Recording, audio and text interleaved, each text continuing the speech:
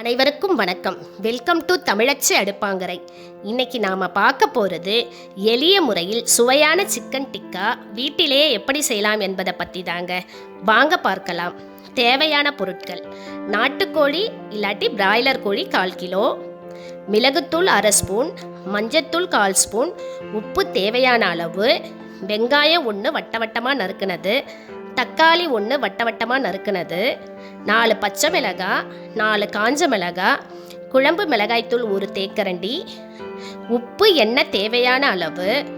அது மட்டும் இல்லாமல் ஒரு துண்டு இஞ்சி, 5 பல்லு பூண்டு, ஒரு 2 பச்சை மிளகாய் 3ஐயும் நீர் விட்டு மைய அரைச்சி எடுத்து வச்சுக்கணுங்க. இப்போ வாங்க எப்படி செய்கிறதுன்னு பார்க்கலாம். வேக வச்சு எடுத்த சிக்கனில் இஞ்சி பூண்டு விழுது சேர்க்க போகிறேங்க.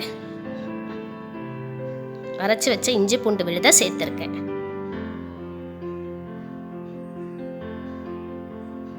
மஞ்சத்தூள் போட்டு வேக வச்சுருந்தேன் இல்லைங்களா சிக்கன், அதில் இஞ்சி பூண்டு விழுது சேர்த்துருக்கேன்.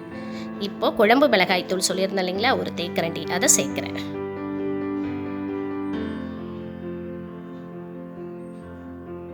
சேர்த்துட்டு இந்த சிக்கனோட இதை எல்லாம் ஒன்றா சேர்த்து கொஞ்சம் எண்ணெய் சேர்த்துக்கிறேன்.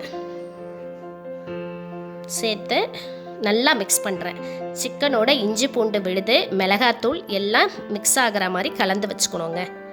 கலந்து ஒரு 15 நிமிஷமாவது ஊறணும். ஊறினதுக்கப்புறம் இப்போ ஆட் பண்ணுறேங்க. ஒரு குச்சி எடுத்துக்கிட்டேங்க. திக்கான தென்னங்கீத்துலேருந்து கிழிச்ச ஒரு குச்சி எடுத்துக்கிட்டேன். 2 குச்சி வேணும் இல்லைங்களா, ஒரு குச்சி எடுத்த அதில் ஒன்று ஒன்றா சேர்க்குறேன். தக்காளி போட்டு சிக்கன் சேர்த்தா வீடியோவில் காட்டுற மாதிரி சேர்த்துருக்கேன்.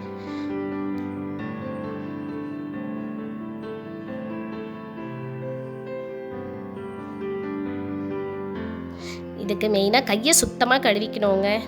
ஹைஜீனிக் ரொம்ப முக்கியம். அதனால் கையை சுத்தமாக கழுவிட்டு ஒவ்வொரு பீஸாக இந்த குச்சியில் சேர்க்குறேன்.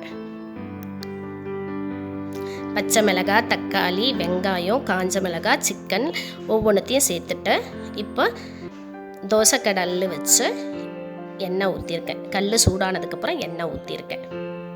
எண்ணெய் சூடாகணுங்க.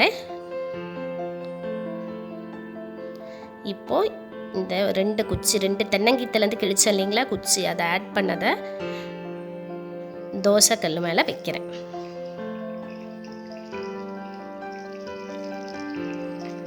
இந்த மாதிரி செஞ்சு சாப்பிட்டா சுவை ரொம்ப கூடுதலாக இருக்குங்க. ஆல்ரெடி சிக்கன் வெந்துருச்சு இல்லைங்களா, இதிலையே அப்படியே செவந்து வரணுங்க. அந்த மாதிரி சாப்பிடும்போது சுவை ரொம்ப கூடுதலாக இருக்கும்.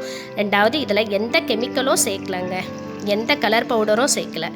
வீட்டிலையே இருக்கிற குழம்பு மிளகாத்தூளும் இஞ்சி பூண்டு விழுதும் மிளகுத்தூளும் தான் சேர்த்துருக்கோம். அதனால் எந்த பக்க விளைவுகளும் இல்லைங்க. குழந்தையிலேருந்து பெரியவங்க வரைக்கும் எல்லாருமே சாப்பிடலாம். ருசியும் கூடுதலாக இருக்கும். இந்த மாதிரி ஒவ்வொரு பக்கமாக செவந்து வர வர திருப்பி திருப்பி போடணுங்க. ஓரளவு நல்லா ப்ரௌனிஷ் கிடைக்கிற வரைக்கும் வச்சு செய்யணும். முதல்ல கொஞ்ச நேரம் ஃப்ளேம் ஹையில் வச்சுக்கலாம், அதுக்கப்புறம் ஸ்லோ பண்ணிக்கலாம். ஓரளவு செவந்ததுக்கப்புறம் ஃப்ளேமை ஸ்லோ பண்ணி செய்யலாம்.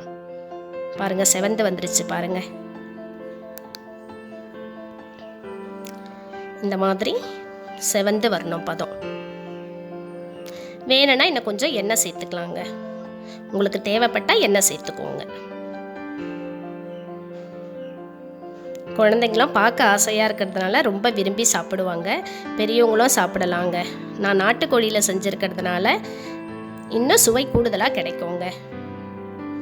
எண்ணெய் கொஞ்சம் சேர்த்துக்கிறேன்.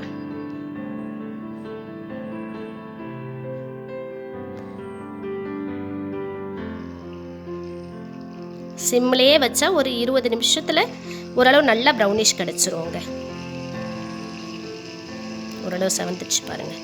நான் சிம்மில் வச்சு தாங்க வதக்குறேன்.